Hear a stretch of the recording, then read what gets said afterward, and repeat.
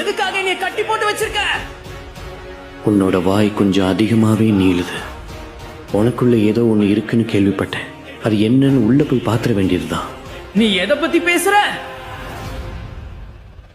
என்னது இது? 4th ஹொக்காகேவோட ceiling ஜுட்ஸ்வா. நீ என்ன பண்ற?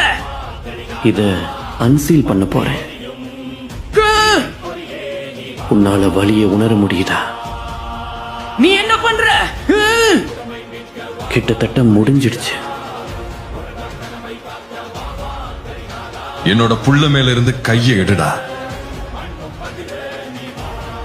என்ன நடக்குதுங்க? நான் அவனை குறைச்சி மதிப்பிட்டுட்டேன்.